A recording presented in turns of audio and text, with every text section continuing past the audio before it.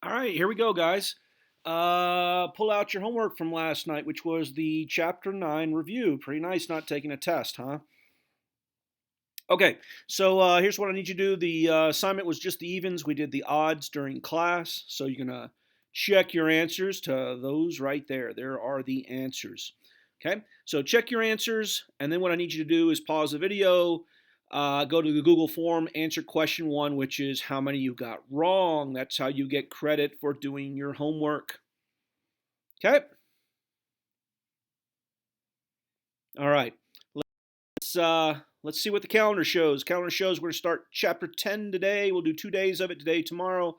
We'll go on spring break, come back. We're scheduled for CMAS prep, and then we'll take CMAS test and then move on through chapter 10. All right. I know nothing more than what you know right now about what the schedule holds. So if nothing changes, this is the schedule. Obviously, things potentially could change, but you know all the information that I know right now. So we're going to plan like this is what's going to happen, and if it doesn't, then we'll make changes and move on from there. Okay, hopefully these are working out for you. I am getting a few questions. Hopefully that means that the people that need help are getting help. But if you're scared to send an email, don't be scared. Send an email. I also need you to be young adults here and actually do your homework and do your work. Do not be lazy. Sure, you could play, put it on play and do whatever you want, but that's not being a good student. To be a good student means that you're going to invest your time wisely in your studies. You're going to do what both the teachers and your parents expect, which is to learn the material. Obviously, learning through a video isn't necessarily the best method. In person is the best so that I can see your work and help you out immediately. But it is what it is. We're going to make the best of what we got. So please remember it's a video. You can pause, you can rewind. If I'm talking too fast, play it again. And then please send me an email if you need help. All right, enough of a speech. Let's get on to today's lesson. Here's your homework. It's going to be from the book. Okay, this is a pretty cool chapter. It's going to be on square roots basically and applications of square roots. I like this one. It'll also require you to use a new button on your calculator, the square root button. For today's homework, there is no need to use your calculator. There is no need to use your calculator. If you want to use your calculator to check your work, perfectly fine, but I expect you to do all your work first by hand, not with a calculator. All right, so today and tomorrow, the lesson will be on square roots. All right, 4 objectives: identify square roots, calculate square roots, doing something identifying an irrational number. That's probably new to you. And then lastly, probably the most challenging one we'll do is estimating a square root. That doesn't mean you type it into your calculator. I'm going to show you how to estimate a square root by hand. All right, we're going to start off with a definition. All right, and the definition is perfect squares. Perfect squares. We will define a perfect square as the square of an integer. Now, we've talked about squaring, we've talked about integers, we haven't talked about perfect squares. So here's the basic idea. Take any integer, non-decimal, non-fraction, positive, negative, and zero, right? We take any integer, for instance, 3, okay, that's the integer, and we square it, right? 3 squared is not 3 times 2, it's 3 written twice, in other words, 3 times 3, and that answer is 9. 9 is the perfect square. So this column right here will be the perfect squares. Now the definition says take any integer, so I could take 4 and square it. All right, 4 would be the next integer to square after 3. Well, the perfect square is 16, so I want you to notice that there's a lot of numbers between 9 and 16, 10, 11, 12, 13, so forth. None of those numbers are perfect squares. Okay, so sometimes there's large gaps between perfect squares and non-perfect squares. So you're probably asking yourself, why? What's so important about perfect squares? Well, we'll get to that in a minute. Right now, we're just creating perfect squares. You may take any integer, positive, negative, to include 0. 0 times 0 is 0. 0 is a perfect square. 5 times 5, 5 squared. That's not 5 times 2. That's 5 times 5. That's 25. So 9, 16, 25. Those are your perfect squares. One last one, 36. So in that column of yellow, those are the perfect squares. to do tonight's homework, here's what I need you to do. Get out a piece of paper. I need you to memorize the first 16 perfect squares. And by memorize, I mean you're going to write them down. You're going to use them enough that you will have these. You won't have to literally make flashcards. You're going to have these memorized, I don't know, somewhere after the second or third section of this chapter, because we're going to use them every day. All right, so some would argue that 0 is the first perfect square. 0 times 0 is 0. Some would argue, what about the negative numbers? Well, remember, -1 times -1 is the same as 1 times 1. So these are going to be the first, technically, these are the first 17. Just leaving out 0, 0 isn't too interesting. So we're going to write the first 16 perfect squares on a piece of paper so that you can have in front of you. Also, this is question number 2 on the Google Forms. What are the first 16 perfect squares? So let me help you get started. Well, 1 times 1 is 1, so 1 is your first perfect square. 2 times 2 is 4, 4 is your next perfect square. 3 times 3 is 9, that's your next perfect square. All right, on your own, finish up all 16 of those, and then type the answer to the perfect square is 1, 4, 9. You see where I'm getting those numbers from? 1, 4, 9. Okay, that is the answer to what is 1 squared, what is 2 squared, what is 3 squared. Okay, so write down the first 16, pause the video, write them down on a piece. I do need you to write these down on a piece of paper. We're going to be using these here in a second. We'll call this box 1. And then type those answers into the Google form, and then unpause the video and check your work. All right, we got the first 16 perfect squares. Okay, let's see. Who do I want to call on? Let's see, Isaiah. What's the next perfect square? That is correct. What about Sarah? What's the next perfect square? Correct. All right, so the final perfect squares are this: 36, 49, 64, 81, 100, 121, 144. Now we come into, you probably need to do a little scratch work because you don't have these memorized. You will, trust me, you will. 13 squared is 169. 14 squared is 196. Notice the one says 169, the other one says 196. There's kind of a little bit of pattern going on there. 15 squared is 225, and 16 squared is 256. Okay, we will be using these answers throughout the lesson today. All right, so how do you calculate square roots? So think about this. The inverse of addition is, that's right, subtraction. Right, so if you want to reverse the process of adding 5, you subtract 5. You get back to where you started from. The inverse of multiplication is division. If you want to reverse the fact that you just multiplied by 5, you divide by 5. They're inverse operations. They undo the previous operation. So what's the inverse of squaring? So if I do 5 squared, right, what would be the opposite? We won't use the word opposite in math, but what would be the inverse of that? Turns out that the inverse of squaring is called square rooting. You've seen the symbol before. The square root is the inverse of squaring. That is the symbol for square root. It looks like long division, except it's not. We have a name for that symbol. That symbol is called the radical symbol, R-A-D-I-C-A-L, the radical symbol. The number that you're taking the square root of is called the radicand. And now be ready to, for a big revelation here. It turns out there are more than square roots. There are cube roots, there's fourth roots, there's fifth roots. This year you will be learning about square roots and cube roots. Turns out there's a number that actually goes right there. That's called the index. Now mathematicians are efficient, or if you want to say it, lazy. When we're taking a square root, we don't put a 2 there. But there should be a 2 there. This says take the square root of 9. If there was a 3 there, it would mean take the cube root of 9. Okay? And those of you that have been spending time around your calculators have probably seen that. Some calculators have the 2 there, some don't. Okay? All right. So we got the radical symbol. That's the long division looking symbol, except it's not long division. We got the radicand. That's the number underneath that symbol. And lastly, the index tells you whether you're taking a square root or a cube root or a fourth root. Okay? Makes sense? All right, so let's define what square roots are. If the square root is the inverse of squaring, Well, how would we have gotten to 9? Well, 9 would be a number multiplied by itself. What number multiplied by itself is 9? Well, that would be 3 times 3. Remember, square root is the inverse of squaring. So if we wrote 3 squared and we wanted to get rid of that square, that 2 there, we would take the square root. So the square root of 9 gets you back to the number that you started with, which was 3. Remember, 3 squared is 9.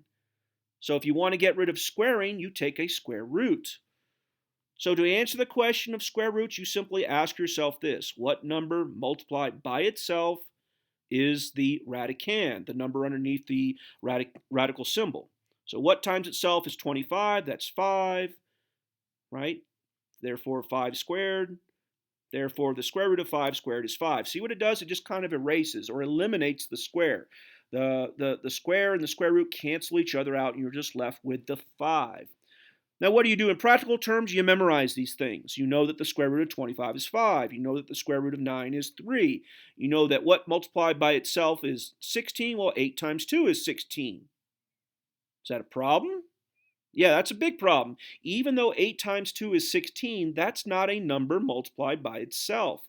So what you need to know is, or you need to figure out, is what times itself is 16. Yeah, that's 4. So even though 8 times 2 is 16, we're not looking for any two numbers. We're looking for a number multiplied by itself. Therefore, the square root of 16 is 4. Does that make sense? Okay, let's look at some other examples. Now, hopefully that is not new to you. Hopefully that's a quick review. The square root of 64 is 8. Now here comes a new one. You ready? Ooh, what does that mean? Well, it certainly looks like negative square root of 49, right? But what really is going on here is a little order of operation. It's subtract the square root of 49. If you remember way back when we had the class on order of operations, PEMDAS, GEMDAS, I said that there were other symbols that operate as grouping symbol, hence the GEMDAS, not PEMDAS. So there's more than just parentheses that operate like grouping symbols. Well, here's one right here, the square root symbol. The square root symbol says you need to do what's underneath the square root symbol first. So what's the square root of 49? The square root of 49, well, that would be 7 times 7. So in other words, 7. And then you attach the subtraction symbol or the negative symbol. Remember, we're going to use those terms interchangeably. Subtract 7 is the same as negative 7. Okay, makes sense? Here's your next new one. What's the square root of negative 9? So what times itself is negative 9? You really, really, really want to say negative 3, don't you? But what's negative 3 times negative 3? Not negative 9, but positive 9. So it turns out there is no answer to this, at least until you get to high school. Okay, this is where imaginary numbers come from. But for pre-algebra, we don't worry about imaginary numbers. We talk about real numbers. Okay, and for those of you who haven't been exposed to imaginary numbers yet, yeah, there's real and imaginary numbers. For our purposes, for this year, until you get to actually Algebra 2, we're going to say that the square root of negative 9 does not have an answer, okay? Because there's no number times itself that's negative 9. For those of you interested in imaginary numbers, go ahead and Google it. Look at it. There's some videos out there that will explain it if you're very curious. Another new one, the square root of 9 over 25.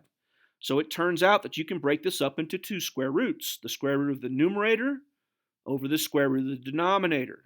And then you treat each one individually. The square root of 9 is 3. The square root of 25 is 5. So the answer is 3/5. Also, if there is a fraction underneath the radical symbol, you can reduce the fraction first if you choose to, and then take the square roots. Okay, once again, a fraction underneath the radical symbol. So that's the square root of 1 over the square root of 100. The square root of 1 is 1. The square root of 100 is 10, so 1/10. Okay? All right, here's what I need you to do.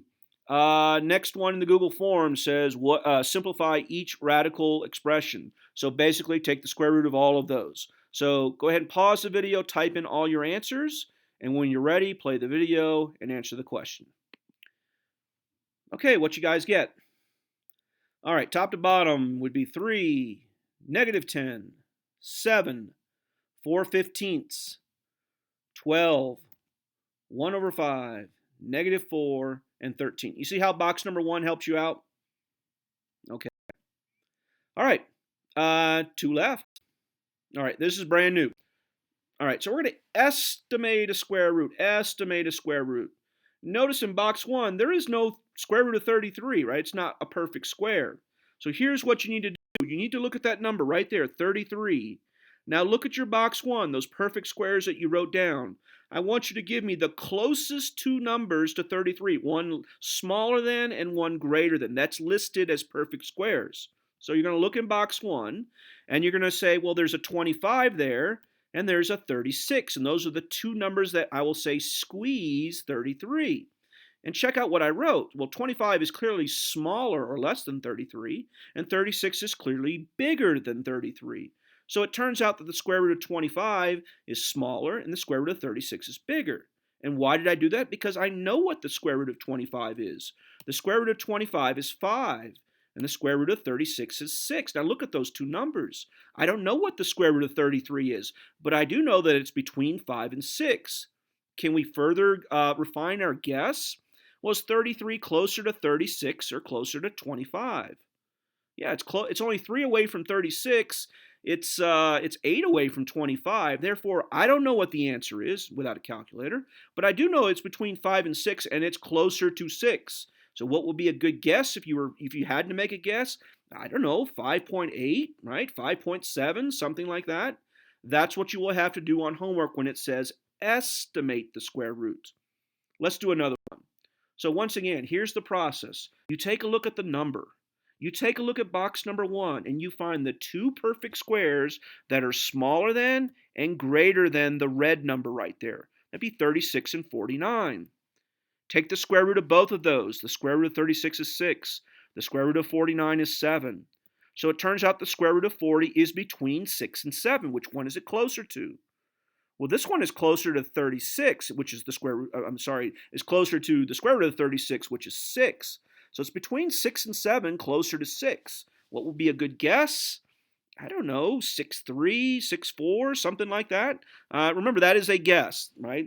Without a calculator, you would have to refine your guess.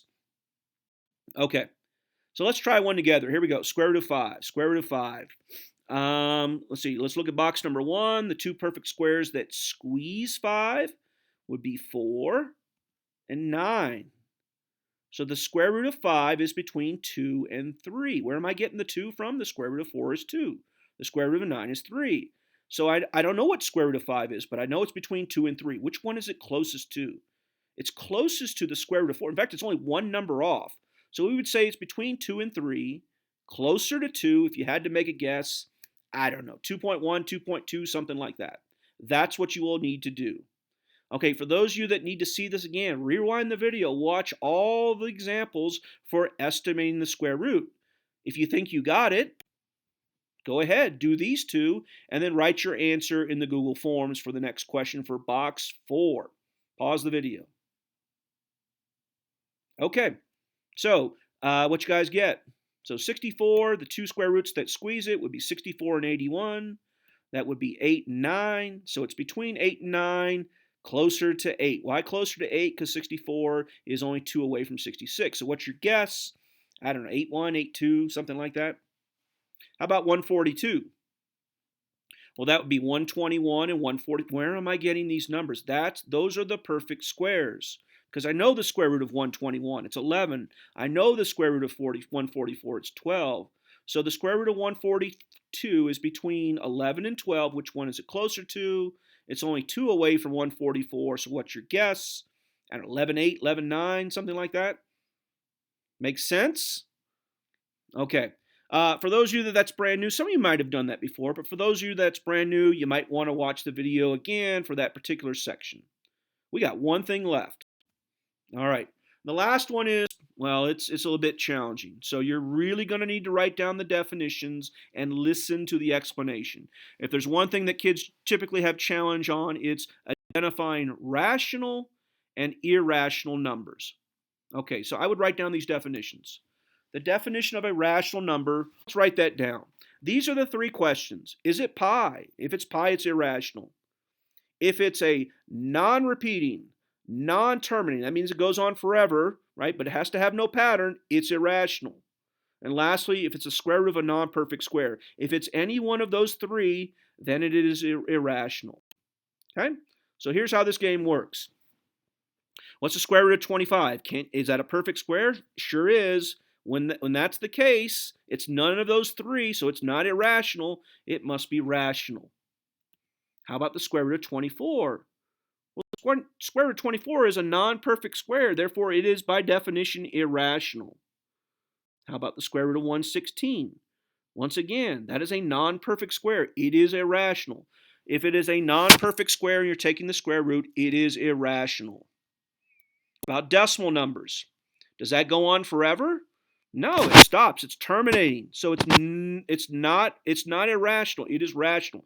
Terminating decimals are rational. How about this? Well, this one goes on forever, but check it out. There's repeats, 3, 4, 3, 4, 3, 4. This is also rational. The ones that are irrational are the ones that go on forever and there's no repeats. That is a non-terminating, non-repeating decimal, no pattern. It's irrational. Okay? I didn't give you any examples for pi because I trust you when you see the symbol pi, you'll know it's irrational. Okay? So, last thing of the day is, here's 6 examples. Tell me whether each one is rational. You can put R or I for irrational. Okay? Go ahead and do that and then put in your answers into Google Forms. How'd you do? First one is a square root of a non-perfect square, so therefore it is irrational. The second one goes on forever, right? I'm going top to bottom here on the left side. It goes on forever, but there are repeats. If there are repeats, it's rational. The third one is the square root of a perfect square. Therefore, it can be written as 6 or 6 over 1. It's rational. Top right, decimal number goes on forever, no repeats. It is irrational. Square root of a non-perfect square, irrational. Square root of a perfect square, rational. There you go. All right, for those who need to hear that again, go ahead and pause or rewind the video, play it again, and please ask me questions via email if you have any confusion. Okay, we've done all 4 of those. That means we're done. All right, so good luck with your homework tonight. If you have any questions, send me an email. If not, I will see you guys tomorrow.